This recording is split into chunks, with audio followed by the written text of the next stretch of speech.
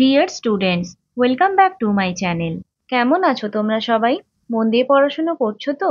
এক্সামের কিন্তু আর মাত্র কয়েকদিন হাতে রয়েছে, তাই তোমরা টেনশন না করে এতদিন যা পড়েছো সেগুলো খুব ভালো করে রিভিশন দাও।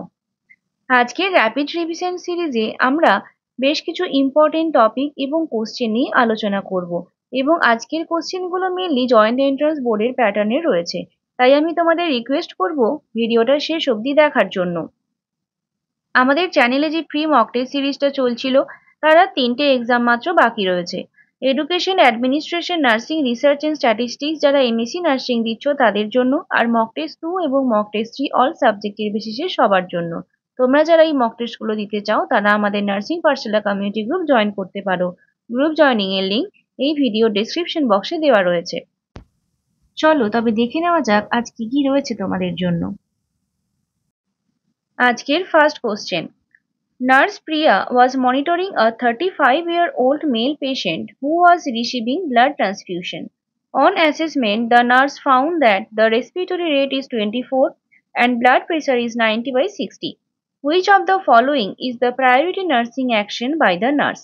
তাহলে 35 years old male patient এর blood transfusion হচ্ছিল। অ্যাসেসমেন্টে দেখা গেছে যে রেসপিরেটরি রেট 24 হয়েছে, যেটা আমার নর্মালের থেকে বেশি, এবং ব্লাড প্রেশার হচ্ছে 90/60, যেটা নর্মালের থেকে কম। তাহলে নার্সিং প্রায়োরিটি অ্যাকশনটা কি হবে? Slow the infusion rate, immediately flush IV line with normal saline, immediately stop the transfusion, notify the doctor. তাহলে তোমরা আমাকে আগে বলো যে ব্লাড ট্রান্সফিউশনের সময় আমরা কি কি করি। প্রথমে আমরা ব্লাড ব্যাগ এবং পেশেন্টের রেজিস্ট্রেশন নাম্বার, আইডেন্টিফিকেশন সমস্ত কিছু চেক করি। তারপর পেশেন্ট সাইডে ব্লাডটা নিয়ে যাই, এবং তারপর ট্রান্সফিউশন শুরু করার আগে প্রথমে আমরা আইভি লাইন ফ্লাশ করে নিই। তারপরে পেশেন্টের ভাইটালস চেক করি, এবং সমস্ত কিছু যখন নর্মাল থাকে তারপর আমরা ব্লাড ট্রান্সফিউশন স্টার্ট করি। এবার ব্লাড ট্রান্সফিউশন হওয়ার পরে প্রথমে আমরা আধ ঘন্টা ধরে 10 মিনিট বা 15 মিনিট ছাড়া ছাড়া ভাইটালস গুলো চেক করি। তাহলে কেন ভাইটালস চেক করা? যদি ভাইটালস কোনো রকম ভাবে কোনো অ্যাবনর্মালিটি আমরা দেখি তাহলে কিন্তু আমরা ব্লাডটা দেবো না। তাহলে এখানটায় দেখো পেশেন্টের ব্লাড প্রেশার ফল করেছে এবং রেসপিরেটরি রেটটা বেশি হয়েছে। তাহলে আমাকে কি করতে হবে? যখনই আমি কোনো অ্যাবনর্মালিটি দেখবো তখনই আমরা ব্লাড ট্রান্সফিউশনটা বন্ধ করবো। শুধুমাত্র তাই নয়, যদি পেশেন্টের আইগার্স হয়, চিলস হয়, বা হয়তো এখানটায় কম হয়েছে, বিপি অনেকটা বেড়ে গেল, পেশেন্টের ফিভার এলো, যাই হোক না কেন যে কোনো রকমের অ্যাবনর্মালিটি যদি আমি পেশেন্টের মধ্যে দেখতে পারি তাহলে সঙ্গে সঙ্গে আমাকে ব্লাড ট্রান্সফিউশন বন্ধ করতে হবে। তাহলে এখানটায় যে কন্ডিশন দেওয়া রয়েছে সেই কন্ডিশন ছাড়া যদি অন্য কোনো কন্ডিশনও থাকে যেখানে তুমি দেখছো যে পেশেন্টের কন্ডিশন ডিটোরিয়েট করছে বা নর্মালের থেকে অ্যাবনর্মালিটির দিকে যাচ্ছে, তখন কিন্তু আমাকে ব্লাড ট্রান্সফিউশন বন্ধ করতে হবে। ক্লিয়ার হলো? তাহলে এখানটায় অপশন সি হবে রাইট অ্যান্সার।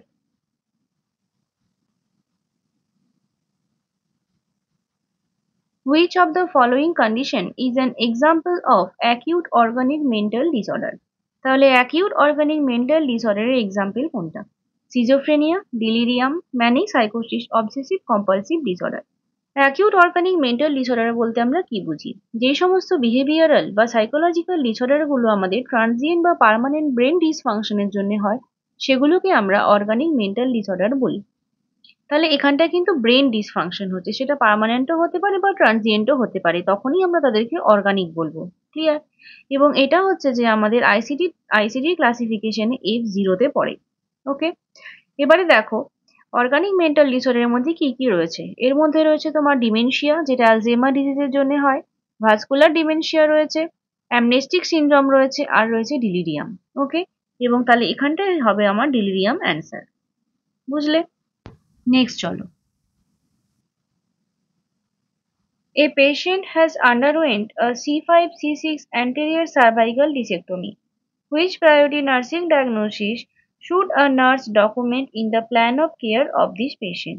তাহলে C5-C6 anterior cervical discectomy একজন পেশেন্টের ক্ষেত্রে প্রায়োরিটি নার্সিং ডায়াগনোসিস কি হবে? Potential impaired tissue perfusion, impaired skin integrity related to surgical incision, risk for infection, potential ineffective breathing pattern. তাহলে এখানে দেখো এ, বি এবং সি এই যে 3টে অপশন রয়েছে, এই প্রত্যেকটাই কিন্তু যে কোনো সার্জিক্যাল পেশেন্টের পোস্ট অপারেটিভেই কিন্তু এইগুলো থাকে। অর্থাৎ তোমার impair tissue perfusion, impair skin integrity, risk for infection, এগুলো সবই যে কোনো পোস্ট অপ পেশেন্টের ক্ষেত্রে দেখা যায়। কিন্তু পোটেনশিয়াল ইনএফেক্টিভ ব্রিদিং প্যাটার্নটা এখানে কেন অপশনে দিয়েছে? কারণ হচ্ছে সার্ভাইকাল কলাম আমাদের ডায়াফ্রামের কন্ট্রাকশন এবং রিট্রাকশনে হেল্প করে নর্মাল ব্রিদিং প্যাটার্নটাকে মেনটেন করে। তাই যখনই সার্ভাইকাল কলামের কোনো ইনজুরি হয় আমাদের ব্রিদিং প্যাটার্নটা অল্টার হয়ে যায়। তাহলে অপশন ডি হবে এখানে right answer.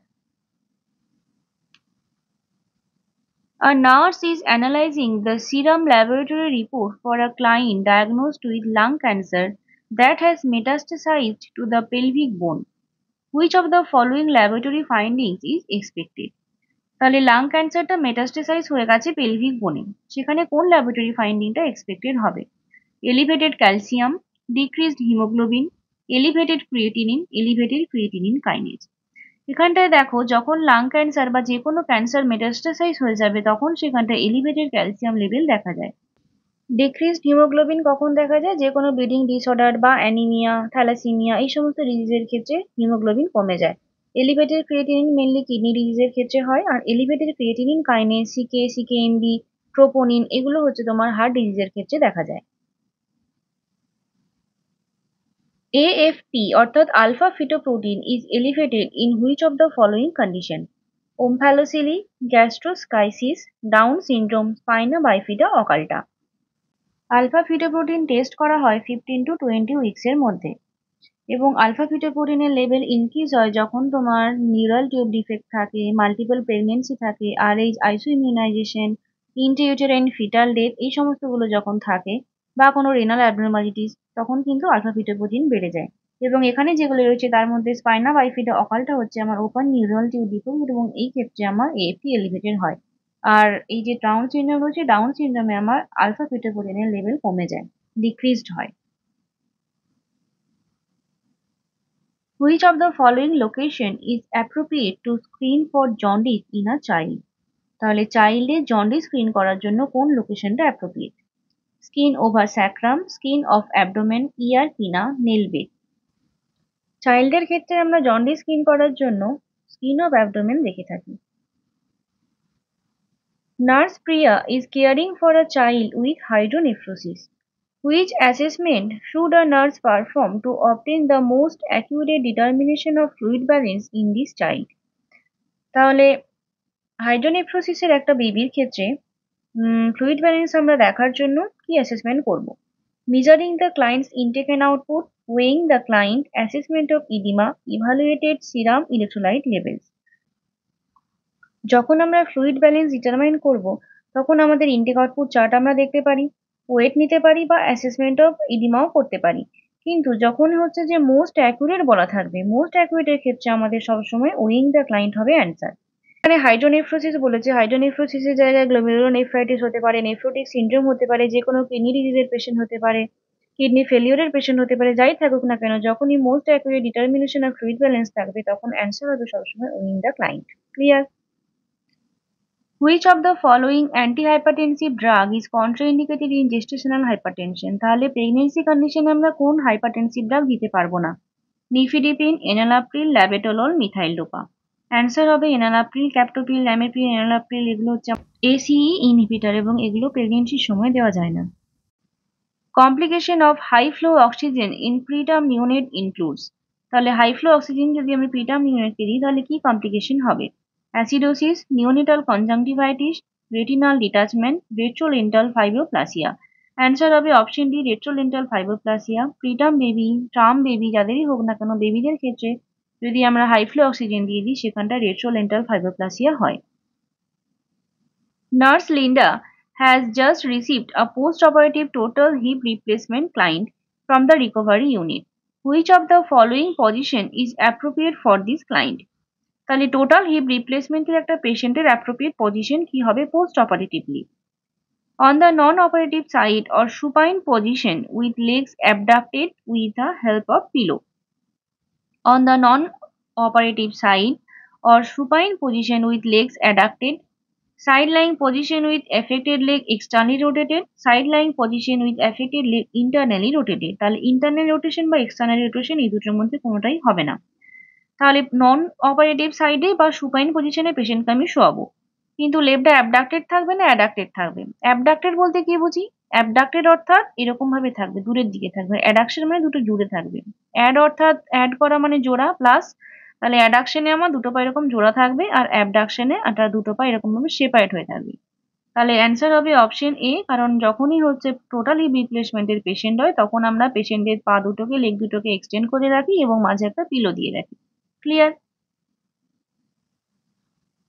Ventilator associated pneumonia is defined as pneumonia that occurs dash hours or after ET intubation. তাহলে ভেন্টিকুলার অ্যাসোসিয়েটেড নিউমোনিয়া আমরা কখন বলবো, অর্থাৎ ইটি টিউব ইনটিউবেশনের কতক্ষণ পরে নিউমোনিয়া হলে তাকে আমরা ভেন্টিলেটর অ্যাসোসিয়েটেড নিউমোনিয়া বলবো। 12 hours, 24 hours, 36 hours, 48 hours. Answer হবে 48 আওয়ার্স। কারণ ভেন্টিলেটর অ্যাসোসিয়েটেড নিউমোনিয়া হচ্ছে নোজোকোমিয়াল ইনফেকশনের মধ্যে পড়ছে এবং নোজোকোমিয়াল ইনফেকশন আমরা বলি 48 আওয়ার্স বা তারপরে যখন কোনো ইনফেকশন পেশেন্টের মধ্যে দেখা যায় সেটাকে। তাহলে 48 আওয়ার্স অ্যান্সার হবে। A patient is brought to the emergency department after a road traffic accident. The patient's motor score is 2 on GCS. This means the patient response is decerebrate response, decorticate response, withdraws from touch, withdraws to pain. তাহলে emergency ডিপার্টমেন্টে একটি road traffic অ্যাক্সিডেন্টের patient এসেছে যার motor score হচ্ছে গ্লাসগ্লোকোমা স্কেলে 2। তাহলে পেশেন্টের রেসপন্সটা কিরকম? জিসিএস স্কেলের ইন্টারপ্রিটেশনটা তোমরা মুখস্থ করেছো? এই চারটা দেখো, এখানে মোটর রেসপন্সের কথা বলছে। মোটর রেসপন্সে এখানে স্কোর বলেছিল 2। কিরকম ভাবে স্কোর হয়? 1 নম্বর স্কোর হবে যখন কোনো রেসপন্স থাকবে না পেশেন্টের, কোনো রেসপন্স যখন করবে না তখন স্কোর হবে 1। অ্যাবনর্মাল এক্সটেনশনের ক্ষেত্রে হয় স্কোর 2। অ্যাবনর্মাল ফ্লেকশনের ক্ষেত্রে হয় স্কোর 3। যখন আমি পেন দিচ্ছি এবং পেশেন্ট উইথড্র করে নিচ্ছে তখন সেটা হচ্ছে 4। মুভস টু লোকালাইজড পেন তখন হচ্ছে 5 হবে এবং কমান্ড ওবে করতে পারলে হয় স্কোর 6। ভার্বাল রেসপন্সের ক্ষেত্রে কি হয়? যখন কোনো রেসপন্স করে না তখন হয় 1। Incomprehensive sound, incomprehensive word, confused আর oriented to time place person, এরকম ভাবে হয় ভার্বাল রেসপন্স। আর বিহেভিয়ারের ক্ষেত্রে কি হয়? স্পন্টেনিয়াস যদি আই ওপেনিং থাকে তখন তাকে বলা হচ্ছে 4। স্পিচে যদি সে রেসপন্স করে তাহলে হবে 3। পেন দিলে যদি শুধু রেসপন্স করে তাহলে হবে 2। আর যদি কোনো রকমের কোনো আই ওপেনিং মুভমেন্ট না থাকে তখন হবে নো রেসপন্স। ক্লিয়ার হলো? তাহলে আই ওপেনিং এর ক্ষেত্রে টোটাল স্কোর 4, ভার্বাল রেসপন্সের ক্ষেত্রে টোটাল স্কোর 5 আর মোটর রেসপন্সের ক্ষেত্রে টোটাল স্কোর হলো 6। এই স্কেলটা মুখস্থ হবে। তাহলে এখানটায় স্কোর 2 হলে কি হলো? Abnormal extension.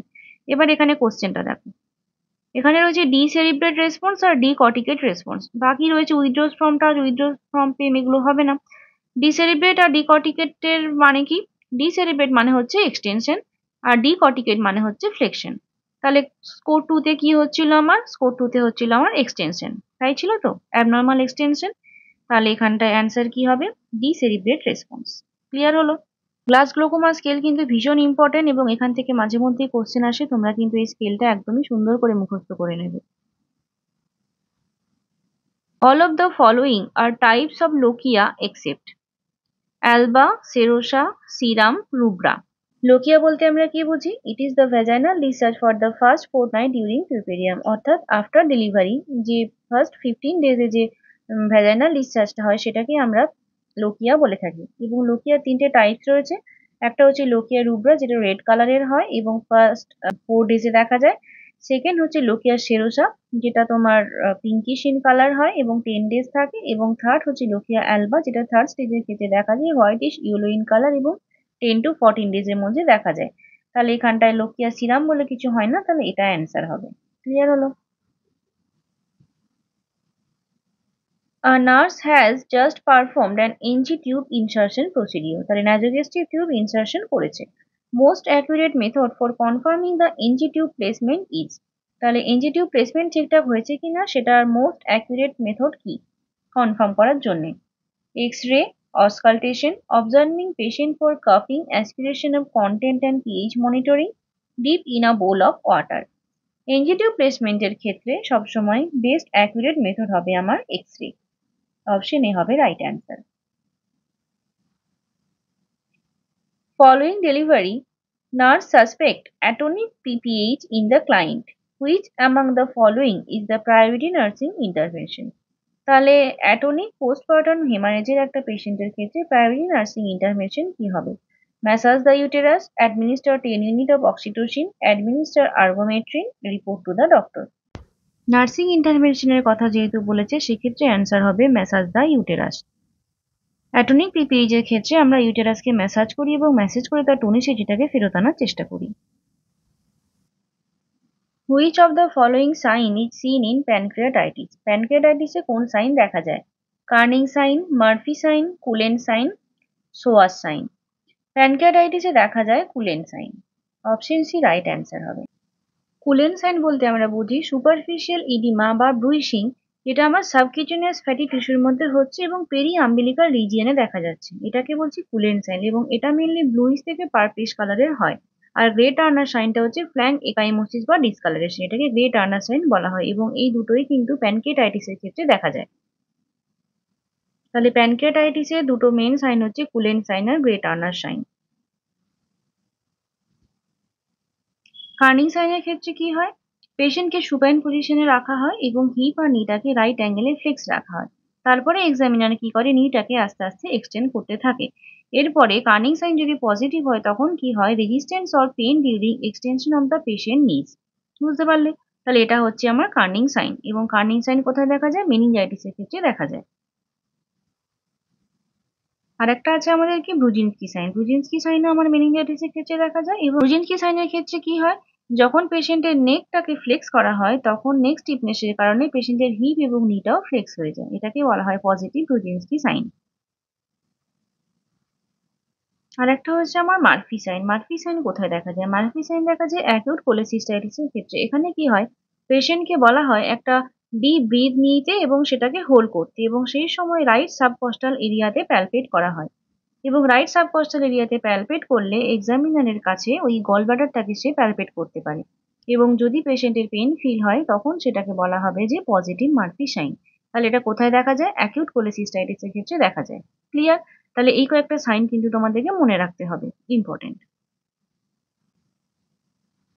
A patient's ABG report is as follows: pH 7.48, PCO2 32, PO2 88, HCO3 24. Interpret the acid base imbalance. তাহলে এবিজি রিপোর্ট দেখে আমাদেরকে অ্যাসিড বেস ইমব্যালেন্সটা বের করতে হবে। রেসপিরেটরি অ্যাসিডোসিস হবে নাকি অ্যালকালোসিস হবে, নাকি মেটাবলিক অ্যাসিডোসিস বা অ্যালকালোসিস হবে? তাহলে নর্মাল ভ্যালুগুলো আগে তোমাদের বলে দিই। পিএইচ এর নর্মাল ভ্যালু কি হয়? 7.4। সেখান থেকে বেশি হলে হয় অ্যালকালোসিস এবং কম হলে হয় অ্যাসিডোসিস। ওকে, তাহলে এখানটায় পিএইচ এর নর্মাল ভ্যালু, এখানে পিএইচ এর ভ্যালু বলেছে 7.48, তাহলে এটা আমার কি হবে? এটা হয়ে যাবে আমার অ্যালকালোসিস। তাহলে রেসপিরেটরি অ্যালকালোসিস হবে নাকি মেটাবলিক অ্যালকালোসিস হবে? বাকি ভ্যালুগুলো বলো। পিসিও2 নর্মাল ভ্যালু কত ছিল? পিসিও2 ছিল আমার 35 থেকে 45। ওকে, আর পিও2 কত ছিল? পিও2 ছিল 80 থেকে 100। এইচসিও3 কত ছিল? এইচসিও3 ছিল 22 থেকে 26। তাহলে দেখো, এখানে কার্বন ডাই অক্সাইডে 32 হয়েছে, অর্থাৎ নর্মালের থেকে একটু কম আছে। অক্সিজেনটা রয়েছে 88, এটাও নর্মালের মধ্যেই রয়েছে। আর এইচসিও3 কত আছে? এইচসিও3 24, তাহলে 22 থেকে 26 মানে 24, এটাও নর্মালের মধ্যে রয়েছে। তাহলে পিও2 নর্মাল, এইচসিও3 নর্মাল, পিএইচটা আমার হয়ে গেছে, ওটার কোনো আর কাজ নেই। বাকি রয়ে গেছে আমার কার্বন ডাই অক্সাইডও শুধু নর্মাল ভ্যালুর থেকে একটুখানি কম আছে। তাহলে আমি বলেছিলাম যদি অক্সিজেন বা কার্বন ডাই অক্সাইডের ভ্যালুটা নর্মালের থেকে কম বা বেশি থাকে তাহলে সেটা হয় রেসপিরেটরি, আর যদি এইচসিও3 ভ্যালুটা নর্মালের থেকে কম বা বেশি থাকে তাহলে হয় সেটা মেটাবলিক। তাহলে এখানটায় আমার কি অ্যান্সার হবে? এটা হয়ে যাবে তাহলে আমার রেসপিরেটরি। রেসপিরেটরি অ্যালকালোসিস হবে অ্যান্সার। ক্লিয়ার হয়েছে? তাহলে কার্বন ডাই অক্সাইড বা অক্সিজেনের ভ্যালু যদি নর্মালের থেকে কম বা বেশি হয় তাহলে হবে সেটা আমার রেসপিরেটরি। এইচসিও3 ভ্যালু যদি আমার নর্মালের থেকে কম বা বেশি হয় তাহলে সেটা হবে আমার মেটাবলিক। ক্লিয়ার হলো? তাহলে এই কোশ্চেনের অ্যান্সার আমার হবে রেসপিরেটরি অ্যালকালোসিস। ক্লিয়ার হয়েছে? Treatment for haemophilia will likely include periodic self administration of. হিমোফিলিয়াতে কি দেওয়া হয়? Fresh frozen plasma, factor concentrates, whole blood, platelets. আগে বলো হিমোফিলিয়া কি? হিমোফিলিয়া একটা জেনেটিক ডিসঅর্ডার যেখানে আমাদের ব্লাডের যে ক্লট করার এবিলিটি সেটা কমে যায়, অর্থাৎ ব্লিডিং বন্ধ হতে চায় না। এবং হিমোফিলিয়া দু রকমের রয়েছে, একটা রয়েছে আমার হিমোফিলিয়া এ। হিমোফিলিয়া এটা কেন হয়? হিমোফিলিয়া এ হয় আমার ফ্যাক্টর 8 এর ডেফিসিয়েন্সির জন্য। আর একটা রয়েছে আমার হিমোফিলিয়া বি, সেটা কেন হয়? ফ্যাক্টর 9 এর ডেফিসিয়েন্সির জন্য। তাহলে ফ্যাক্টর 8 এবং ফ্যাক্টর 9 এর ডেফিসিয়েন্সি হচ্ছে হিমোফিলিয়াতে, সেই কারণে ব্লিডিং হতে থাকে এবং ব্লাড ক্লট করতে চায় না। সেই কারণেই হিমোফিলিয়া যখন হয় তখন তাদেরকে ফ্যাক্টর কনসেন্ট্রেটস দেওয়া হয়। তাহলে অপশন বি হবে right answer. Which of the following finding is expected in patient with diabetes insipidus? Diabetes insipidus এর ক্ষেত্রে কোনটা দেখা যায়? Hyperglycemia, increased urinary output, increased urine specific gravity, altered level of consciousness. তাহলে ডায়াবেটিস ইনসিপিটাস এর ক্ষেত্রে কি হয়? হাইপারগ্লাইসেমিয়া কোথায় হয়? হাইপারগ্লাইসেমিয়া হয় যখন ডায়াবেটিস মেলাইটাস হয়, তখন ব্লাড সুগার লেভেলটা বেশি থাকে। ইনক্রিজ ইউরিনারি আউটপুট হয় ডায়াবেটিস ইনসিপিটাসের ক্ষেত্রে, কারণ ইনসিপিটাসের ক্ষেত্রে এডিএইচ হরমোনের সিক্রেশনটা কম হয় বা বডি আমাদের এডিএইচ হরমোনটা ঠিকঠাক মতো ইউটিলাইজ করতে পারে না। তার কারণে কি হয়, ইউরিনের যে অ্যামাউন্টটা সেটা অনেকটা বেশি হয়ে যায় এবং কিডনিতে যে রিঅ্যাবজর্পশন হয় ওয়াটারে সেটা কমে যায়। সেই কারণে ইনক্রিজ ইউরিন আউটপুটটা আমার ডায়াবেটিস ইনসিপিটাসের main sign symptom. Increase urine specific gravity হয় না, এক্ষেত্রে বেশি ইউরিন হওয়ার জন্য কি হয়, স্পেসিফিক গ্র্যাভিটিটা ইউরিনের কমে যায়। আর অল্টার লেভেল অফ কনসাসনেসের সাথে কিন্তু ডায়াবেটিস ইনসিপিটাস বা ডায়াবেটিস মেলিটাসের কোনো রিলেশন নেই। The earliest sign of increased ICP is, অর্থাৎ ইনক্রিজ ইন্ট্রাক্রেনিয়াল প্রেশারের ক্ষেত্রে ফার্স্ট সাইন কি হবে? Pupillary reflex changes, changes in level of consciousness, alter sensation, decrease blood pressure. ICP যখন ইনক্রিজ করে তখন প্রথমে আমাদের দেখা যায় changes in level of consciousness. Option B right answer হবে। The definitive diagnosis of peptic ulcer disease is, peptic ulcer disease এর জন্য ডেফিনিটিভ ডায়াগনোসিস কি? Urea breath test, upper GI endoscopy with biopsy, barium contrast X-ray, the string test. Peptic ulcer ডিজিজের জন্য upper GI endoscopy এবং বায়োপসিটা করা হয়, যেটা আমার ডেফিনেটিভ ডায়াগনোসিস হিসেবে কাজ করে। ইউরিয়া ব্রেথ টেস্ট করা হয় এইচ পাইলোরি ইনফেকশন আইডেন্টিফাই করার জন্য। এইচ পাইলোরি ইনফেকশনের জন্য আইডেন্টিফাই করার জন্য ইউরিয়া ব্রেথ টেস্ট করা হয়। Which of the following site is best for the nurse to plan to administer monovalent hepatitis B intramuscularly to a newborn? অর্থাৎ নিউবর্নকে আমরা hepatitis B vaccine কোথায় দেব? Deltoid muscle, ভাস্টাস ল্যাটারালিস, ভেন্ট্রোগ্লুটিয়াল, ডর্সোগ্লুটিয়াল। বেবিদের ক্ষেত্রে মেনলি নিউবর্ন বা 1 থেকে 3 বছরের বাচ্চাদের ক্ষেত্রে ভাস্টাস ল্যাটারালিস মাসেল হলো আমার preferred site for IM injection. While a healthcare team performing the respiratory arrest resuscitation, it is determined that a nurse did not open the valve to the oxygen tank and the client had not been receiving oxygen. Which of the following ethical principle involved in this situation? অর্থাৎ respiratory arrest resuscitation করার সময় যে oxygen দেওয়া হয় সেই অক্সিজেনের ট্যাঙ্কটা nurse open করতে ভুলে গেছে। তাহলে এটা কি ধরনের এথিক্যাল প্রিন্সিপালের situation? Battery, non maleficence, fidelity, beneficence. Battery বলতে আমরা কি বুঝি? Touching of patients body without consent from the patient, অর্থাৎ পেশেন্টের কনসেন্ট ছাড়া যখন আমরা পেশেন্টকে টাচ করছি সেটা হচ্ছে আমার ব্যাটারি। যেমন স্ল্যাপিং হতে পারে, পিঞ্চিং, পুলিং, এগুলো হচ্ছে ব্যাটারির মধ্যে পড়ে। নন ম্যালফিসিয়েন্স বলতে কি বোঝায়? No harm is affiliated to the patient, অর্থাৎ পেশেন্টের কোনো হার্ম হয়নি। ফিডিলিটি বলতে কি বোঝায়? ফিডিলিটি অর্থাৎ be dutiful and fair towards the responsibilities of a nurse. আর বেনিফিসিয়েন্স অর্থাৎ যখন আমি পেশেন্টের টেক কেয়ার করছি এবং পেশেন্টের সাথে কোঅপারেট করছি এবং তাতে পেশেন্টের ভালো হচ্ছে, সেটাকে বলা হচ্ছে বেনিফিসিয়েন্স। তাহলে এখানে কি হয়েছে, এই সিচুয়েশনের ক্ষেত্রে নার্স ভালভটা ওপেন করতে ভুলে গেছে এবং এটা কিনা তার নেগলিজেন্স হয়েছে এবং তার ফলে কিন্তু পেশেন্টের হার্ম হয়েছে। কোশ্চেনে আমার ছিল যে কোন এথিক্যাল প্রিন্সিপালটা এখানে ইনভলভ রয়েছে। এখানটা কিন্তু আমরা নন ম্যালিফিসিয়েন্স করতে পারিনি, অর্থাৎ পেশেন্টকে হার্ম করে ফেলেছি, তাই এটাই রাইট অ্যান্সার হবে। Which lobe is responsible for touch? টাচের জন্য কোন lobe responsible? Frontal, temporal, parietal, occipital. কি হবে বলো? ফ্রন্টাল লোব আমাদের কি করে?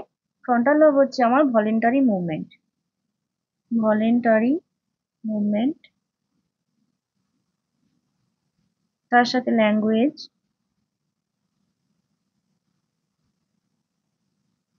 টেম্পোরাল লোব আমাদের কি করে? Temporal lobe mainly auditory, auditory function এবং তার সাথে সাথে অ্যাফেক্ট বা ইমোশন এটা কন্ট্রোল করে। প্যারাইটাল লোব আমাদের টাচের জন্য রেসপন্সিবল এবং তার সাথে সাথে smell, sight, hearing, hearing perception এগুলো। আর অক্সিপিটাল লোব হচ্ছে আমাদের মেনলি আইসাইট।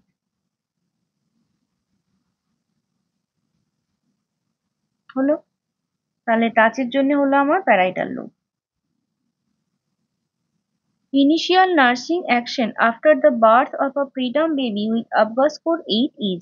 তাহলে আবগাস স্কোর আমার বেবির ক্ষেত্রে 8, তার জন্য নার্সিং অ্যাকশন কি হবে? Weigh the baby, do suction, inform the family members about the birth and sex of the baby, receive the baby in a pre warm towel and dry the baby. Apgar স্কোরের চারটা একবার দেখে নাও। আবগারে A for activity, P for pulse, G for grimace, A for appearance আর R for respiration. Activity absent, flex limb আর active. পালসের ক্ষেত্রে অ্যাবসেন্ট, লেস দেন 100, মোর দেন 100। গ্রিমেসের ক্ষেত্রে ফ্লপি হয়। Minimal response to stimulation, prompt response to stimulation. অ্যাপিয়ারেন্সে blue or pale, pink body or blue extremities আর pink. রেসপিরেশনের ক্ষেত্রে absent, slow and irregular, vigorous cry. রেসপিরেশনের ক্ষেত্রে কিন্তু রেসপিরেটরি রেট দেখা হয় না, রেসপিরেটরি প্যাটার্ন দেখা হয়। এবং আবগাস স্কোরের ইন্টারপ্রিটেশন কিরকম? সব থেকে কম স্কোর হচ্ছে 0 আর সব থেকে বেশি হচ্ছে যে 10। এবং 8, 9, 7, 8, 9, 10 এগুলো হচ্ছে যে আমার নর্মাল। এবং যদি হচ্ছে 3 থেকে 7 এর মধ্যে হয় তাহলে স্লাইটলি ডিপ্রেসড, আর তার থেকে কম হলে সিভিয়ারলি ডিপ্রেসড। তাহলে এখানে আমার আবগাস স্কোর কত ছিল? এখানে আবগাস স্কোর রয়েছে 8, তাহলে সেটা হচ্ছে আমার নর্মাল। যদি আবগাস স্কোর নর্মাল হয়ে যায় তাহলে আমরা কি করব? বেবিকে আমি প্রি ওয়ার্ম টাওয়েলে রিসিভ করব এবং ড্রাই করব। তারপরে আমরা বেবিকে ওয়েট করব এবং তারপরে আমরা ফ্যামিলি মেম্বারদেরকে ইনফর্ম করব এবং birth of sex of the baby জানাবো। তাহলে অপশন ডি রাইট অ্যান্সার হবে। A patient admitted in the psychiatric ward refused to eat her lunch, stating that the food is poisoned. This kind of response is an example of। তাহলে psychiatry ওয়ার্ডে একজন patient admission রয়েছে যে কিনা তার খাবার খেতে চাইছে না। কি বলছে? খাবারে বিষ মেশানো আছে। এটা কি ধরনের example? Hallucination, sympathy, illusion, dilution. Hallucination বলতে আমরা কি বুঝি? হ্যালুসিনেশন হচ্ছে মিসপারসেপশন, যেখানে কোনো স্টিমুলাস নেই কিন্তু আমি দেখতে পাচ্ছি, সেটা হচ্ছে হ্যালুসিনেশন। এখানে সেটা হবে না, আমরা সিম্প্যাথি তো হবে না। ইলিউশন বলতে আমরা কি বুঝি? ইলিউশনও মিসপারসেপশন, যেখানে কোনো স্টিমুলাস প্রেজেন্ট রয়েছে কিন্তু আমরা সেটা মিস ইন্টারপ্রেট করছি, সেটা হচ্ছে ইলিউশন। এখানে হবে না। ইলিউশন বলতে আমরা কি বুঝি? ফিক্স ফলস বিলিফ, এবং পেশেন্টের এখানে মনে হচ্ছে খাওয়ারে বিষ আছে তাই আমি খাবো না, তাহলে এটা একটা ফিক্সড বিলিফ যেটাকে কিনা তুমি দূর করতে পারছো না, তাহলে এটা হবে dilution. A person suffering from a severe anxiety disorder is able to speak freely with certain people only and is not able to speak with others, especially with certain social groups such as classmates at school। তাহলে এটা কি হবে? একজন person যার anxiety disorder রয়েছে, সে কিছু লোকজনের সাথে ভালোভাবে কথা বলে, আবার কিছু লোকজনের সাথে একদমই কথা বলতে পারে না। এটা কি? Mutism, aphasia, selective mutism, epilepsy. Mutism বলতে কি বোঝায়? মিউটিজম মানে পেশেন্ট কোনো রকমের কোনো কথা বলবে না, মানে কারোর সাথেই বলবে না, কিন্তু এখানে কিছু জনের সাথে বলে, কিছু জনের সাথে বলে না। অ্যাফেসিয়া বলতে কি বোঝায়? অ্যাফেসিয়া হচ্ছে যখন কোনো ব্রেনের কোনো কন্ডিশন যেখানে পেশেন্টের কথা তৈরি হবে না বা ল্যাঙ্গুয়েজ ডেভেলপমেন্ট হচ্ছে না, সেই কারণে সে কথা বলতে পারছে না, সেটা হচ্ছে আমার ল্যাঙ্গুয়েজ ডিসঅর্ডার। তাহলে অ্যাফেসিয়া আর মিউটিজমের মধ্যে ডিফারেন্স বুঝতে পারলে, মিউটিজমে পেশেন্ট কথা বলতে পারে কিন্তু বলছে না, অ্যাফেসিয়াতে পেশেন্ট কথা বলতেই পারবে না। সিলেক্টিভ মিউটিজম কি? যখন কিছু লোকের সাথে কথা বলবে, কিছু লোকের সাথে বলবে না, সিলেক্ট করে নেবে কার সাথে কথা বলবো কার সাথে কথা বলবো না, সেটা হচ্ছে আমার সিলেক্টিভ মিউটিজম। তাহলে এখানে এটা অ্যান্সার হবে। আর এপিলেপসি তো হচ্ছে ডিসঅর্ডার যেখানে নার্ভ সেল অ্যাক্টিভিটির জন্য সিজার হচ্ছে পেশেন্টের, সেটাকে এপিলেপসি বলা হয়। তাহলে এখানটা অ্যান্সার সিলেক্টিভ মিউটিজম হলো।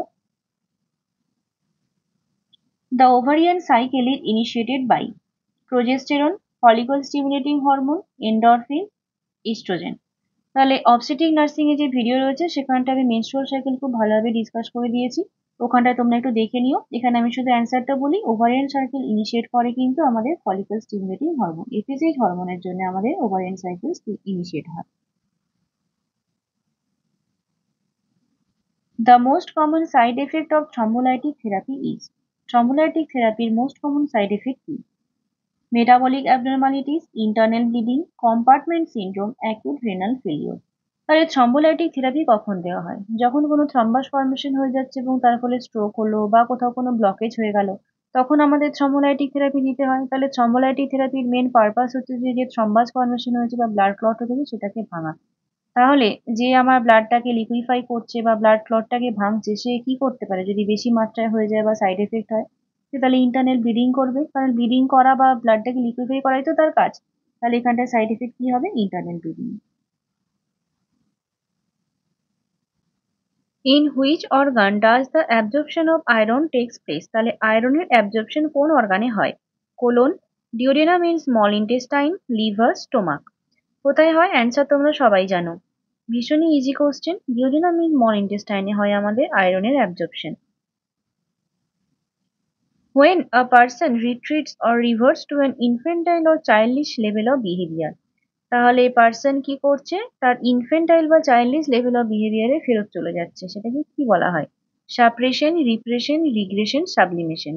এখানে তাহলে কি ডিফেন্স মেকানিজম হবে? যখন হচ্ছে যে আগে ডেভেলপমেন্টাল স্টেজে ফিরে যায় তখন তাকে বলা হয় regression. The word sociology refers to, sociology বলতে আমরা কি বুঝি? Study of development of society, study of formation and social organization and government, study of human relationship and behaviour, study of social and cultural history of man. সোশিওলজিতে আমরা human relationship এবং behaviour নিয়ে আলোচনা করি, এটাই হচ্ছে sociology. Foot drop occurs due to injury to femoral nerve, anterior tibial nerve, phrenic nerve, pudendal nerve. Foot drop হয় anterior tibial নার্ভের ড্যামেজের জন্য এবং এটাকে বলা হয় deep peroneal nerve. Deep peroneal নার্ভও বলা হয়।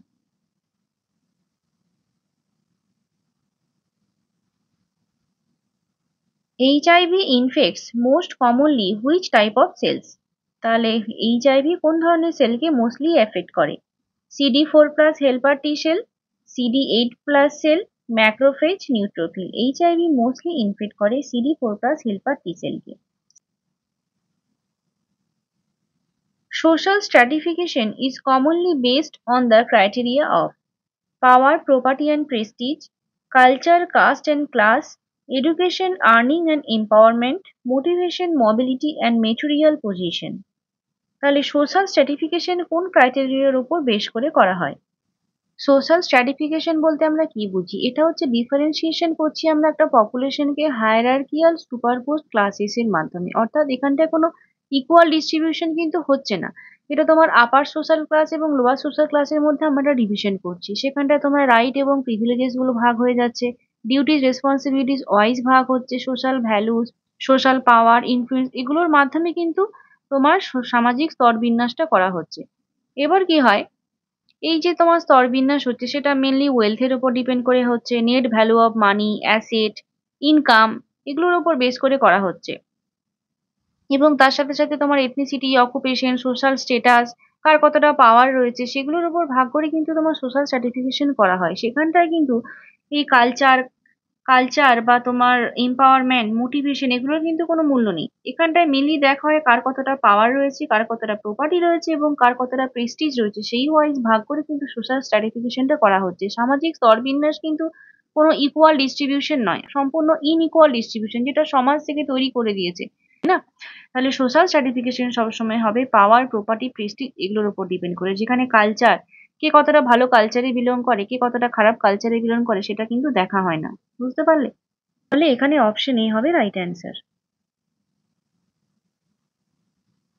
A patient with congestive heart failure is given digitalis.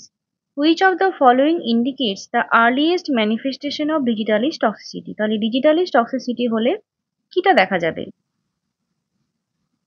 Hypokalemia, tachycardia, visual aberration, gynaecomastia. তাহলে ডিজিটালিস টক্সিসিটি হলে যেটা ফার্স্ট দেখা যায় সেটা হলো ভিজুয়াল অ্যাব্রেশন, এবং এখানটায় কিন্তু ইয়েলো এবং গ্রিন কালারের ডিস্টরশন দেখা যায় এবং পরে রেড, ব্লু, ব্রাউন, হোয়াইট এগুলো ডিস্টরশন দেখা যেতে থাকে। A nurse assesses the patient's respiratory status. Which of the following symptoms be an early indication of hypoxia in an unconscious patient? তাহলে একজন আনকনসাস পেশেন্টের ক্ষেত্রে হাইপক্সিয়ার আর্লি ইন্ডিকেটর কি হবে? Restlessness, cyanosis, hypotension, decrease respiration. যখনই হাইপক্সিয়া স্টেটাস হবে তখন unconscious patient হলেও রেস্টলেসনেস তার মধ্যে ফার্স্ট দেখা যাবে।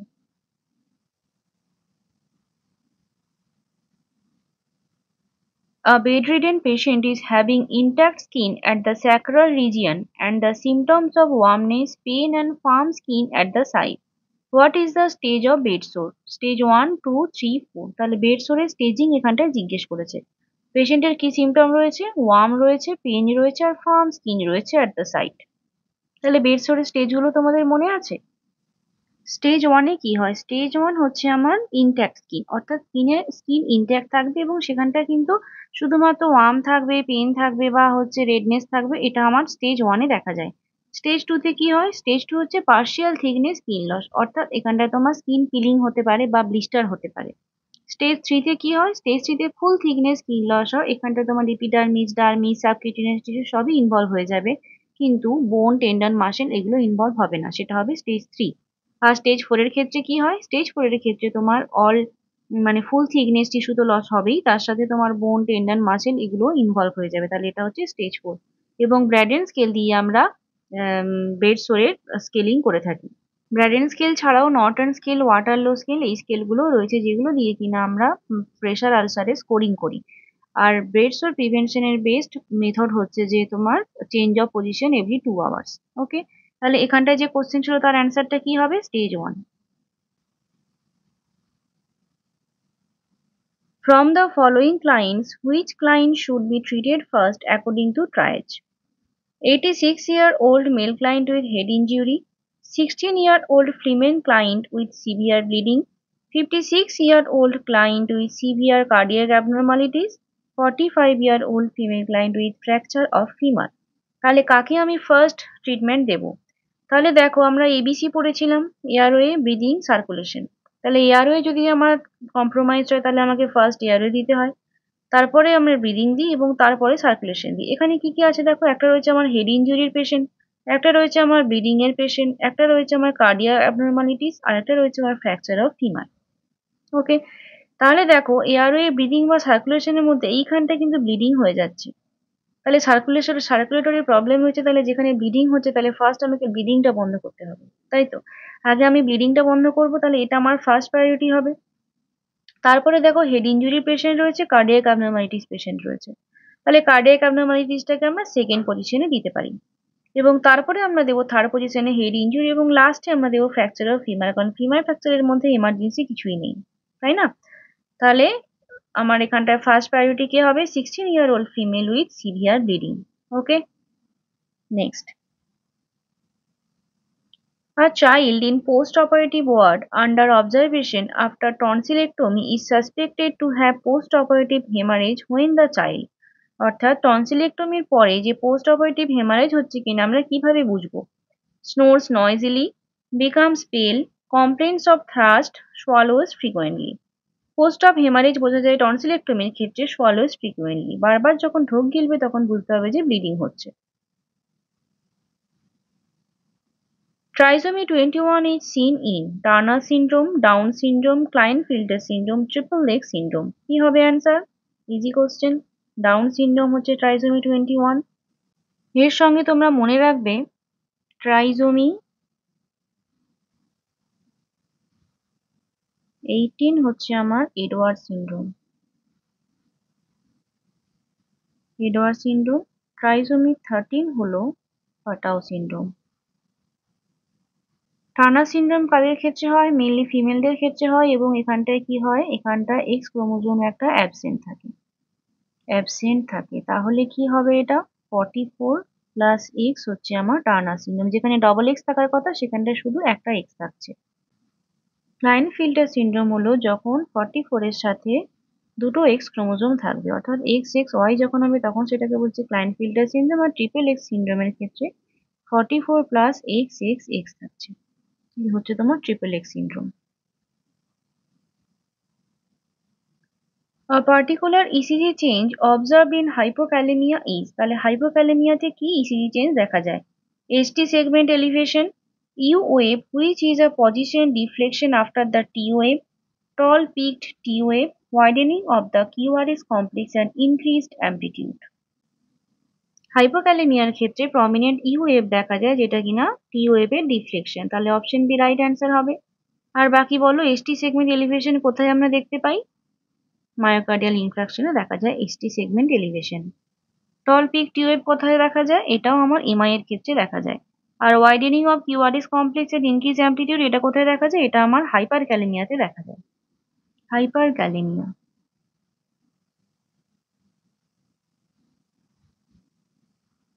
An antenatal mother with 34 weeks of gestation admitted with sudden vaginal bleeding, mild abdomen and back pain, tender uterus and dark red clotted blood. The clinical symptoms suggest. তাহলে 34 weeks এর জেস্টেশনের একজন মা এসছেন যার সাডেন ভ্যাজিনাল ব্লিডিং হয়েছে, তার সাথে abdominal এবং ব্যাক পেইন রয়েছে, uterus tender, dark red clotted blood. তাহলে কি সিমটম হবে? Hydatidiform mole, placenta praevia, abruptio placenta, ectopic pregnancy. Hydatidiform mole এবং একটোপিক প্রেগনেন্সিকে আমি বাদ দিয়ে দিলাম। প্লাসেন্টা প্রিভিয়া এবং অ্যাব্রাপসিও প্লাসেন্টার মধ্যে আমার একটা অ্যান্সার হবে। এবারে বলো কোনটা অ্যান্সার হবে। এখানে বলে দিয়েছে mile abdominal and back pain. তোমাদের আমি বলেছি প্লাসেন্টা প্রিভিয়াতে কিন্তু কোনো রকমের কোনো পেন থাকে না। তাহলে পেনের দিক থেকে যদি দেখি তাহলে এখানে অ্যান্সার হবে অপশন সি, অ্যাবরাপসিও প্লাসেন্টা। আরো একটা জিনিস আছে দেখো, এখানটায় বলছে dark red clotted blood. Dark red blood যখন হবে তখন সেটা হবে অ্যাবরাপসিও প্লাসেন্টা। প্লাসেন্টা প্রিভিয়ার ক্ষেত্রে ফ্রেশ ব্লিডিং হয় এবং সেটা কিন্তু ব্রাইট রেড কালারের হয়। ঠিক আছে, তাহলে দুটো ডিফারেন্স রয়েছে প্লাসেন্টা প্রিভিয়া এবং অ্যাবরাপসিও প্লাসেন্টার ক্ষেত্রে। প্লাসেন্টা প্রিভিয়াতে কিন্তু পেন থাকে না, অ্যাবরাপসিও প্লাসেন্টাতে পেন প্রেজেন্ট থাকে। প্লাসেন্টা প্রিভিয়াতে ফ্রেশ রেড ব্লাড ব্লিডিং হয়, ফ্রেশ ব্রাইট রেড কালার, আর অ্যাবরাপসিও প্লাসেন্টাল ব্লিডিং কিন্তু ডার্ক রেড ক্লটেড হয়। কোনো কনফিউশন থাকার কথা নয়। ক্লিয়ার হয়েছে? নেক্সট চলো।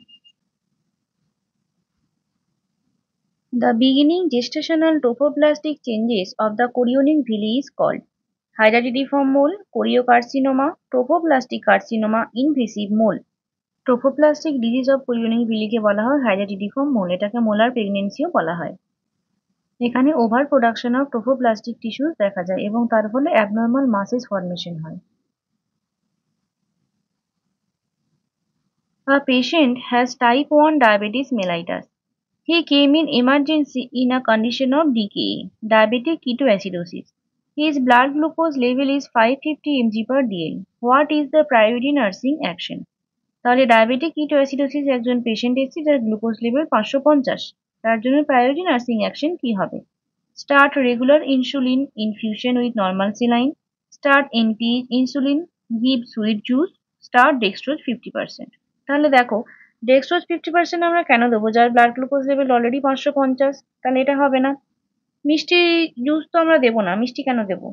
স্টার্ট এনপিএইচ ইনসুলিন আর এটা রয়েছে স্টার্ট রেগুলার ইনসুলিন। তাহলে দেখো যখন 550 সিবিজি হয়ে গেছে তখন তাহলে তাকে আমাকে সাথে সাথে খুব তাড়াতাড়ি আমাকে ওই সিবিজি লেভেলটা কম করতে হবে, এবং সেটা কম করার জন্য আমরা কি করতে পারি? আইভি ইনফিউশন দিতে পারি, এবং তার জন্য আমরা রেগুলার ইনফিউশন আইভি দেবো উইথ নর্মাল সেলিন, যাতে কিনা এই যে সুগার লেভেলটা এতটা হাই হয়েছে সেটা তাড়াতাড়ি নর্মাল রেঞ্জে চলে আসে।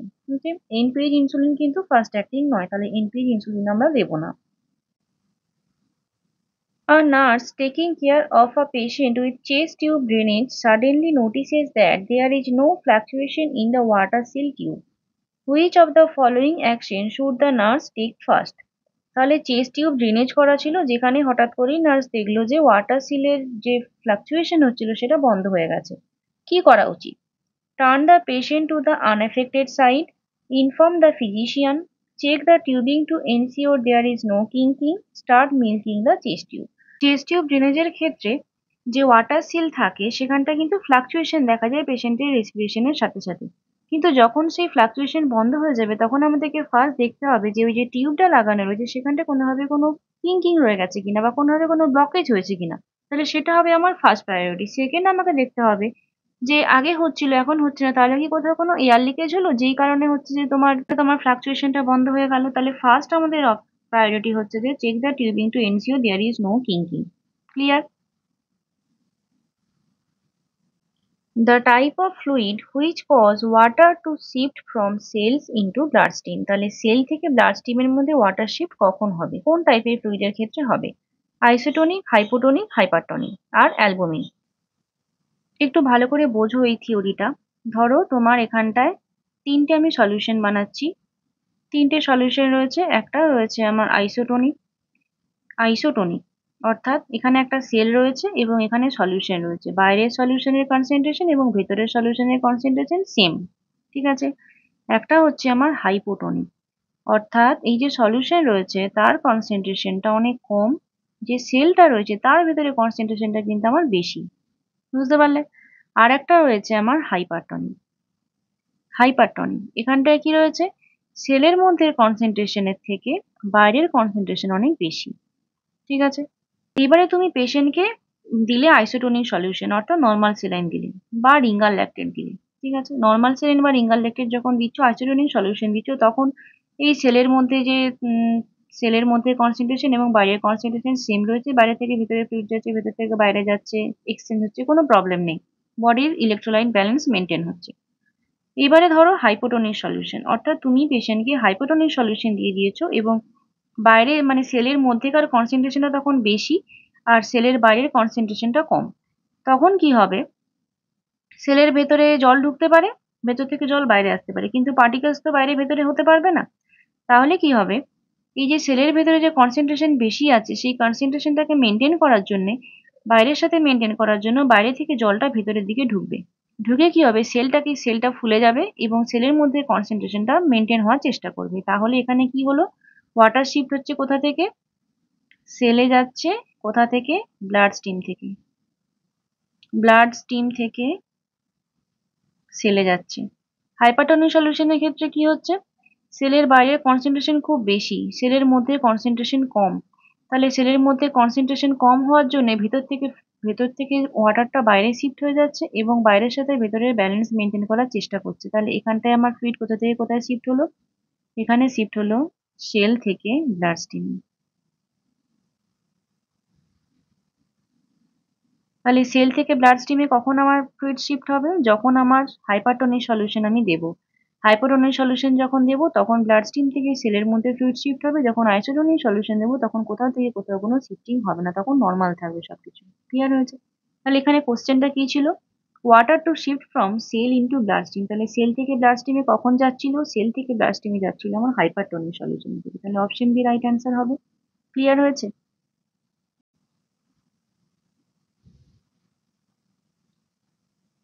The part of colon that absorbs the remaining water and other key nutrients from the indigestible material, solidifying it to form stool is ascending colon, descending colon, rectum, transverse colon.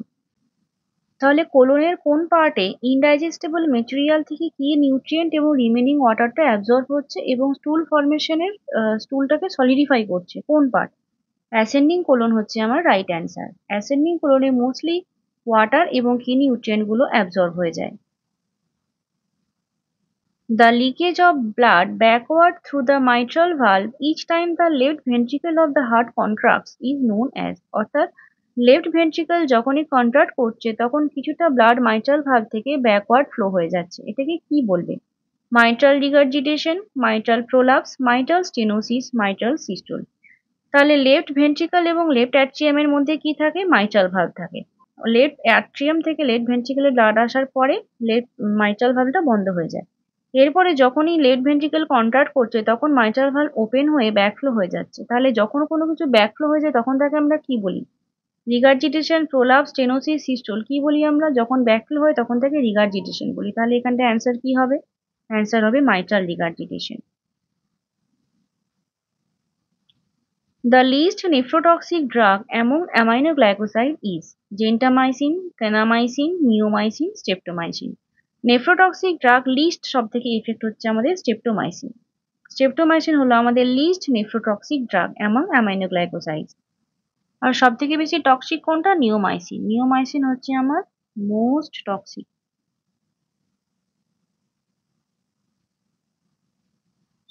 তোমাদের জন্য একটা homework. An individual believing that he is being malevolently treated is known as, তাহলে একজন মানুষ, একজন individual ভাবছে যে তাকে খারাপভাবে ট্রিট করা হচ্ছে, এটাকে কি বলবে? Delusion of jealousy, delusion of persecution, hebephrenic schizophrenia, delusion of grandiosity. এই কোশ্চেনের অ্যান্সারটা তোমরা আমায় কমেন্ট করে জানিও। থ্যাংক ইউ সবাইকে পুরো ভিডিওটা দেখার জন্য। ভালো লাগলে লাইক, কমেন্ট ও শেয়ার করো। খুব তাড়াতাড়ি দেখা হচ্ছে পরের ভিডিওতে। তোমরা সবাই খুব ভালো থাকবে এবং মন দিয়ে পড়াশোনা করবে। Bye bye.